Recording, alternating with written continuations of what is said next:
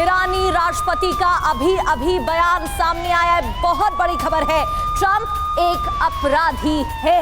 ईरानी राष्ट्रपति का यह बयान, राष्ट्रपति भवन पर भी कल हमला हुआ था। तस्वीरें हमने आपको सबसे पहले टीवी 9 पर दिखाई। खामनेई की मौत का बदला लिया जाएगा, अमेरिका को कीमत चुकानी होगी, ये भी कहा गया है ईरानी राष्ट्रपति की तरफ से। और यह भी कहा गया है कि डोनाल्ड ट्रंप एक अपराधी हैं। संजय भारद्वाज सर, यहां IRGC का कहना है जल्द ही नए नेता का ऐलान किया जाएगा। राष्ट्रपति का कहना है डोनाल्ड ट्रंप अपराधी हैं, लेकिन दूसरी ओर डोनाल्ड ट्रंप का कहना है कि उन्हें पता है अगला उत्तराधिकारी कौन होगा। देखिए, ये बात साफ है कि ये एक व्यक्ति का, एक युग का, ये कह सकते हैं कि खामनेई के बाद एक युग का एक अंत है।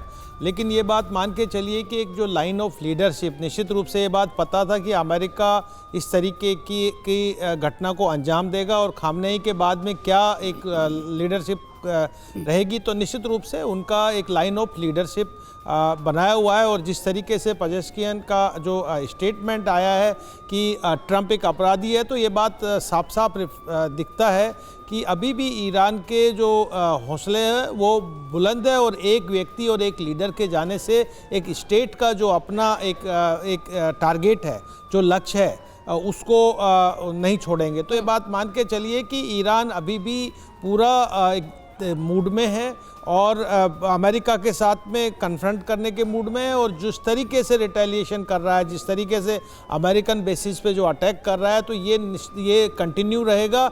अब यहाँ पे एक सबसे बड़ा जो पक्ष आता है, देखिए दो बातें साफ साफ हो गई है।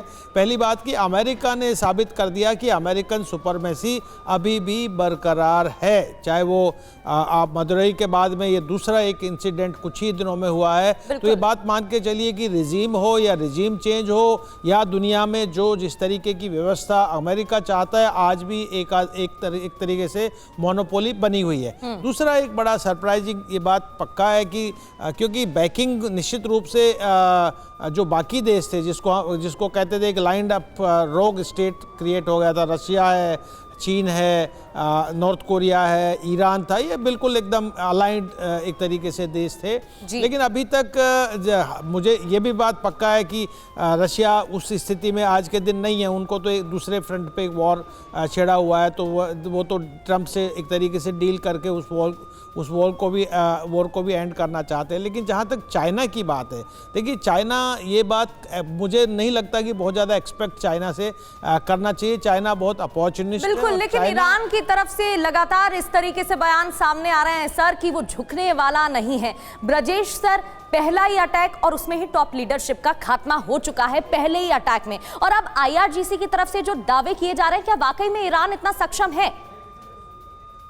प्रगति, ये बहुत ही महत्वपूर्ण प्रश्न है। इसको अगर जो 7 अक्टूबर 2023 से जो लड़ाई चल रही थी इजराइल और ईरान के साथ, उसके परिप्रेक्ष्य में देखेंगे तो देखा गया, तो पता चलता है प्रोग्रेसिवली ईरान की जो मिलिट्री माइट है, मिलिट्री पावर है, मिलिट्री इंडस्ट्रियल बेस है, जो उनका आर्ममेंट है, वो नष्ट किया जा रहा है, प्रोग्रेसिवली हुआ है।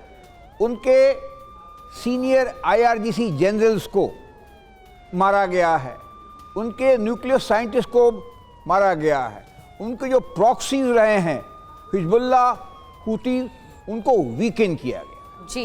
और इस सब के माहौल में देखेंगे ईरान के अंदर जो रजीम थी खamenei साहब की, वो बिल्कुल टोटलिटेरियन थी, बिल्कुल तगड़ी रजीम थी। और ये भी माना जाता है इस तरह की जब रूल हो, 1989 से वो शासक रहे हैं, इसलिए इतनी मजबूती के साथ सर खड़े थे। खामनेई, आपके पास लौटूंगी, आप अपनी बात कंप्लीट करिएगा, लेकिन इस वक्त की एक और बड़ी जानकारी दर्शकों तक पहुंचा देते हैं। पल पल के अपडेट सबसे पहले टीवी 9 पर हम बता रहे हैं। बहरीन में अमेरिकी ठिकानों पर भी हमला हुआ है। लगातार अमेरिकी बेसिस पर अटैक किया जा रहा है, जैसे कि ईरान की तरफ से कहा भी गया था। ईरान के ड्रोन अटैक का ताजा वीडियो भी सामने आ चुका है। बिल्डिंग से टकराया ईरान का ड्रोन, ये देखिए तस्वीरें। बहरीन में भी ड्रोन अटैक से जोरदार धमाका हुआ है। दुबई की तस्वीरें हमने आपको इससे पहले दिखाई और अब ये देखिए बहरीन की तस्वीर।